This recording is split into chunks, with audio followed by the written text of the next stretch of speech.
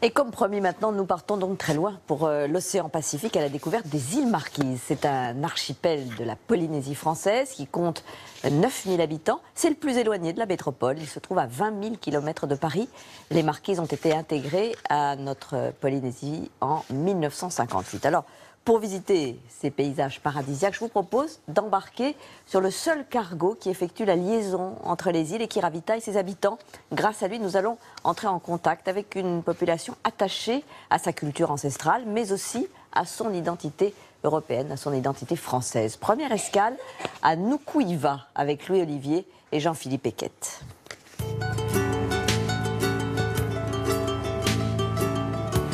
Certaines mauvaises langues diraient que ce n'est pas un vrai métier. Pêcheur, au soleil tombant, et face aux îles Marquises. Qui peut rivaliser?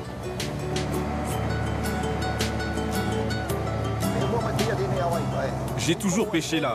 Je ne me rends presque plus compte. Aujourd'hui, je forme mon fils pour qu'il reprenne le flambeau. En voilà un héritage. Car ne vous méprenez pas, à voir la taille des hameçons, la session de pêche en plein Pacifique Sud et de nuit s'annonce sportive. D'ailleurs, c'est parti. À peine 10 minutes après avoir posé la première ligne, une touche. Du thon.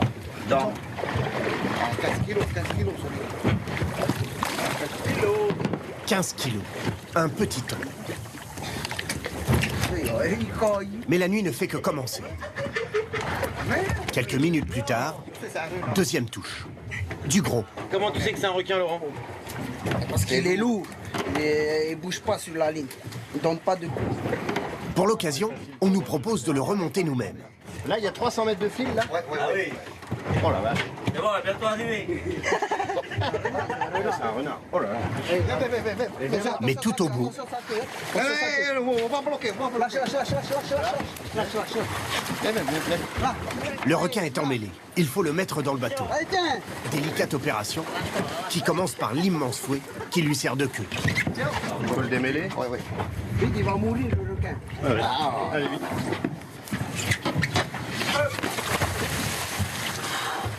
Voilà les Marquises.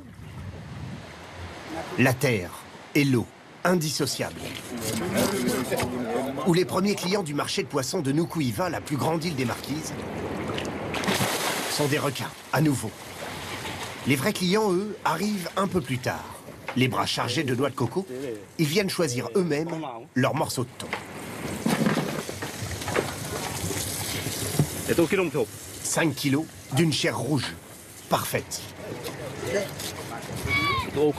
C'est pas possible de faire plus frais. Ici, on a tout le temps du poisson. C'est le bon Dieu qui nous le donne. Mais laissons là nos pêcheurs. Une sirène. L'Aranui rentre au port. Nos cerveaux de métropole imaginent mal ce que ce cargo représente aux Marquises. Rien de moins qu'une bouée de sauvetage mensuelle en provenance de Tahiti, à 1500 km de là. Dans ces cales, les commandes des habitants et des commerçants. Ah oui, parce que j'ai plus d'eau, j'ai plus de lait bébé, plus de couches. Et bien les clients, ils demandent et des fois on est obligé de leur dire ben, on peut rien, on est obligé d'attendre le bateau. Comme tous, elle parle de l'Aranui comme d'un grand frère, indispensable. S'il n'y a pas l'Aranui, franchement, on est foutu. Hein. Parce que maintenant, on est dépendant, quoi. On dépend beaucoup des produits qui viennent de l'extérieur. Quand on voit l'Aranui, hein, il nous sauve la vie, quoi. Embarquons.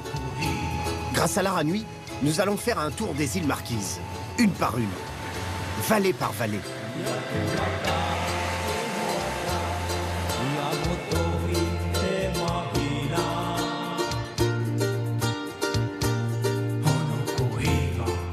À son bord, du personnel bien sûr, mais aussi une poignée de touristes, heureux voyageurs pour ce périple au bout du monde, hors de prix bien sûr, mais hors normes. De la passerelle, on découvre des marquises intimidantes, presque arides, d'immenses falaises, noires, volcaniques, et l'impression d'un monde qui n'est pas fait pour l'homme. Nous, en effet, on voit des falaises, on voit de la verdure, mais derrière, il y a des vallées, il y a des villages, ils sont tous différents, et ils ont chacun leur histoire. La terre toujours, qui recouvre cette fois-ci un curieux festin. On a commencé à allumer le four vers 4 h du matin. 8 heures de cuisson, des couches de tissu, puis de feuilles de banane. Et enfin... Voilà, vous voyez les 3 petits cochons dedans. C'est le vrai four marquisin qu'on fait. Avant, on fait beaucoup le four. Même le poisson, il fait dans le four, tout dans le four. Par décence, nous préférons ne pas vous parler du goût de cette viande. Merveilleusement tendre, finement fumée, aromatisée. Coup d'œil en cuisine, où l'on se brûle les mains, à préparer en plus les petites bananes sucrées qui ont cuit avec la viande.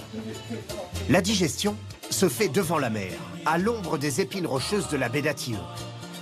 Une église semble comme posée là, signal de la ténacité des missionnaires qui n'hésitèrent pas à évangéliser partout, même dans cette vallée perdue de Ukuiva. La corne sonne, il faut remonter à bord. L'Aranui n'attend pas. Départ pour Wapo, l'île voisine. L'approche se fait au petit matin. Dans le poste de pilotage, pas un bruit. Et lorsque le journaliste ignorant se hasarde à interrompre la manœuvre... C'est le moment le plus délicat, là. L'approche. Il est poliment prié de se taire. Alors, coup d'œil à la presse quotidienne régionale, à la une de la Dépêche, c'est le journal de toute la Polynésie française. Vous voyez, on trouve aujourd'hui un sujet qui concerne de nombreuses familles et pas uniquement en métropole, les difficultés de certains parents à trouver une place en crèche. Alors, poursuivons notre voyage à bord de l'Aranui, comme nous a invité à le faire Louis Olivier, pour découvrir de nouveaux sites et pénétrer dans cette végétation tropicale qu'on a déjà aperçue. Les habitants, là aussi, sont attachés à leur histoire et à leurs racines. Et tout cela se transmet de génération en génération, comme l'ont constaté notre équipe, Louis Olivier et Jean-Philippe Eckett. À gauche. Question d'arithmétique. Comment faire entrer un bateau de 120 mètres de long dans la minuscule baie de Hakao? La chaîne s'est détendue. Périlleux. La manœuvre se fait comme au ralenti, mètre par mètre. Le capitaine a réparti des hommes à l'avant et à l'arrière du bateau. Quelques mots suffisent. Ok, hein, devant, derrière, on est en position. Dans le même temps, la répétition du spectacle de fin d'année a commencé à l'école de Taipei. D'un côté les garçons, guerriers et menaçants, déjà tribuns. Et de l'autre les filles.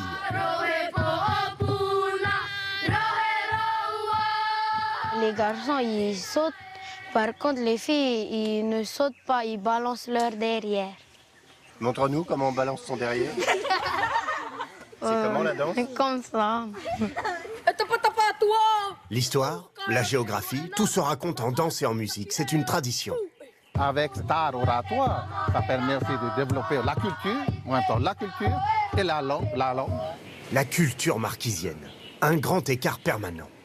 Il y a d'abord eu ça. Et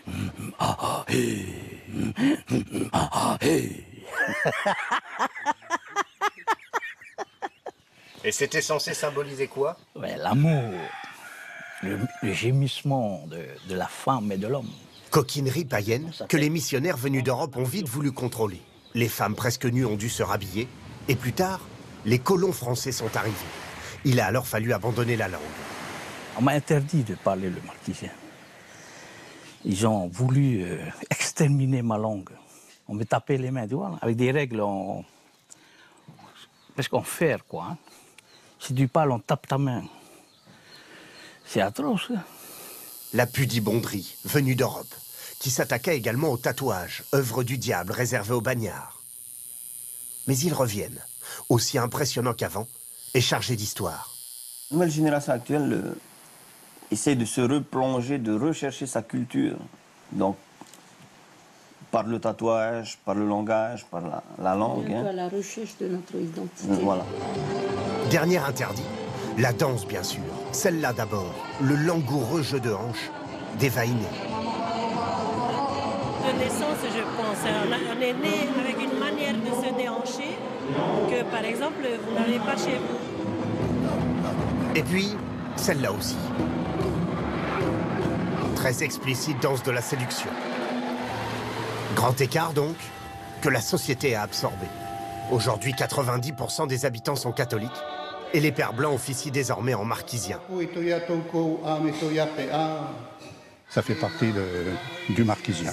Le marquisien, il est croyant, plus ou moins, mais il l'est. Et ça se voit. C'est pas quelque chose de caché, d'intérieur ou d'intime.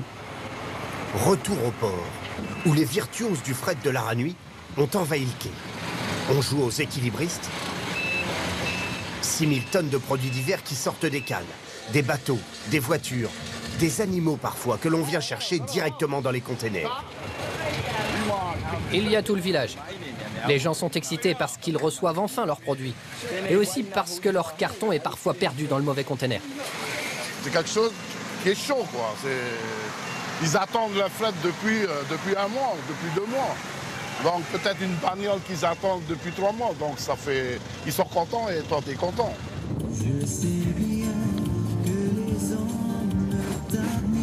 Quittons le bruit, la côte, et enfonçons-nous dans les terres.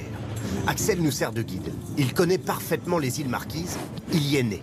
Première pause, au bord de la route, pour découvrir les chevaux marquisiens. Évidemment, ceux-là ne sont pas sauvages. Quoique. Hop, toi là. Ah, t'as un petit bruit? Oui. C'est-à-dire, elles se mettent vers l'avant? Non, vers l'arrière, complètement. Plier vers l'arrière. Pour dire quoi? Pour dire, je suis pas content, attention. Méfiez-vous. Continuons. De plus haut encore, on ne peut qu'arrêter la voiture. Chaque courbe de la route offre son panorama.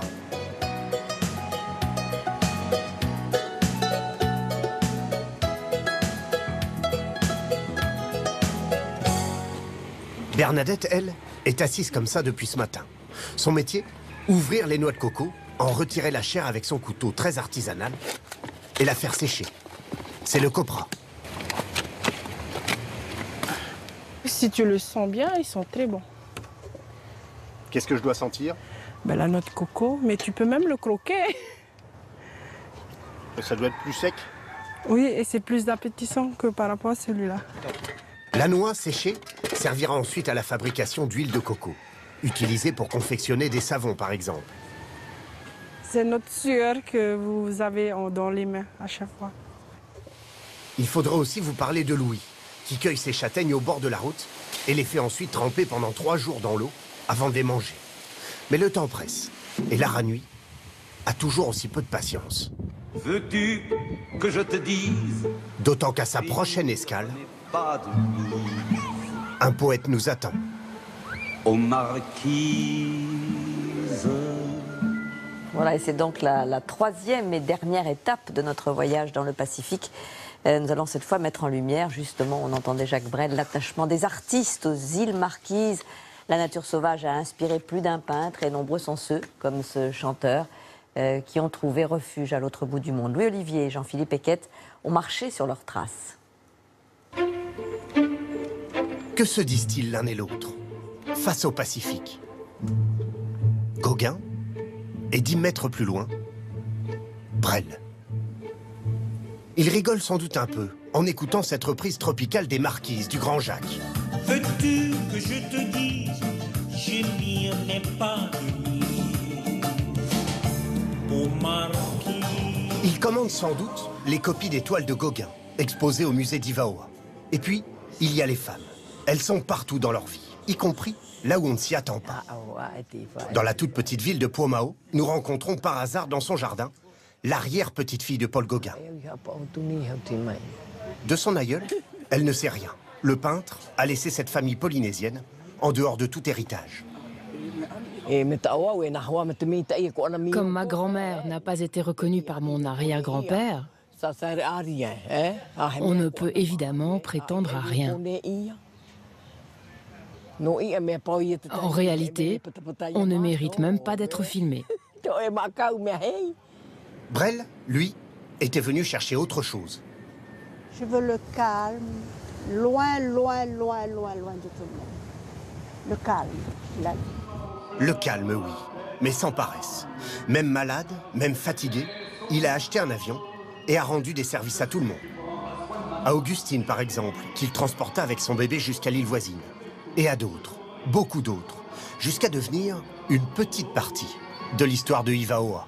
On connaît son avion, on sait qu'il fait des chansons, Ça fait partie du patrimoine de Ivaoa. Brel, c'est indispensable, quoi. Il faut connaître l'histoire.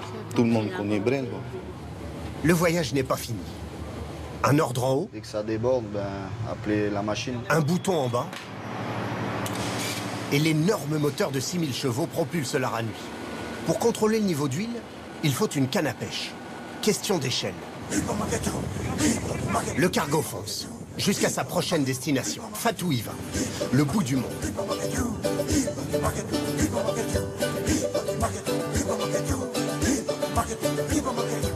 On y arrive par la baie des Vierges, ou plutôt la baie des Verges, à cause de ces rochers, un brin dressé vers le ciel. Il se murmure que ce sont les missionnaires qui ont décidé de changer le nom. L'île est inaccessible en avion. Autant dire que l'Aranui est encore plus attendu qu'ailleurs. Le bateau ne peut pas accoster, c'est donc avec ces énormes barges que le déchargement se fait. Qu'est-ce que vous venez chercher? On vient récupérer nos affaires. Alors c'est quoi vos affaires là aujourd'hui? On a le four, du congelé. On reçoit toute nos nourritures pour pouvoir manger pendant des mois. C'est l'occasion d'une courte plongée pendant l'escale. Même pour un œil non professionnel, la profusion de couleurs et d'espèces. Sur les 500 variétés de poissons recensées aux Marquises, 15% n'existent que là. Et c'est valable pour l'ensemble des îles. Vous ne trouverez par exemple cet énorme volatile, le houpé, qu'ici, et encore, que dans certaines vallées. Un peu plus loin, la famille Coutini travaille un curieux matériau, également unique au monde. En apparence une pierre banale, sauf si on la mouille. Elle devient alors la pierre fleurie, objet rare de l'artisanat marquisien. On n'en trouve que ici à Hohoi. C'est une petite vallée, il y a moins de 100 habitants. Il y a juste une veine dans la montagne où on peut la trouver. Faune, flore, culture, la richesse des Marquises est sans limite. C'est ce qui a motivé Pascal Hérel pour demander le classement des îles au patrimoine mondial de l'UNESCO. Et là, on s'est aperçu que la biodiversité marquisienne est en tout point de vue exceptionnelle. Les dernières études, notamment sur le marin, nous amènent des choses qu'on n'avait encore jamais vues. Pour l'extérieur, alors que pour les locaux, c'était des choses complètement connues. On voudrait rester tout là-haut, mais Stéphane nous attend. Il a plusieurs choses à nous montrer. La première, la fabrication du tapa. Prenez une écorce bien verte, puis donnez-la à votre femme. C'est elle qui va taper plusieurs heures. Stéphane en profite pour nous emmener à la recherche des ptéroglyphes. Vous ne savez pas ce que c'est? Nous non plus.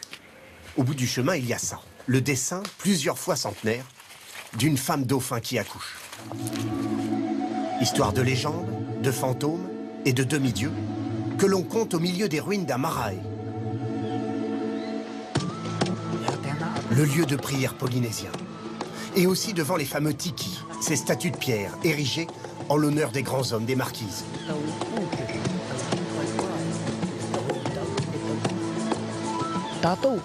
C'est très important pour nous, toutes ces constructions. Parfois, je les regarde et je me dis, mais comment ils ont fait ces pierres tellement lourdes, alors qu'ils n'avaient rien? D'où venait leur force? Au village, le tapa est terminé. L'écorce s'est transformée en un immense tissu. Il n'y a pas si longtemps, les Marquisiens fabriquaient des vêtements avec. Aujourd'hui, on s'en sert comme objet d'art. Vous êtes fier de savoir faire ça? Oui, très très fier. Pourquoi on est fier finalement? Parce que de génération en génération, faut pas laisser tomber, il faut toujours continuer. On ne partira pas le ventre vide. Stéphane a mis du ourou dans le feu, le fruit de l'arbre à pain. 1 heure de cuisson, l'écorce doit être complètement brûlée. Mais à l'intérieur, le fruit se transforme en une pâte fondante. Tu coupes un petit peu, après tu mets dans les... Dans les mains? La chute de coco, Oui. après dans la bouche. Directement? Voilà. On le mange ensuite avec du poisson, ou même du corned beef. Ça a presque un goût de châtaigne avec la noix de coco. Il est l'heure. Les barges ont terminé leur travail. Elles rentrent. Demain matin, l'Aranui quittera Fatou Iva. Encore 4 jours aux Marquises, et il repartira vers Tahiti. Une dernière petite minute devant ce soleil qui n'en finit pas de tomber. La brise est encore chaude. Bonne fin de croisière.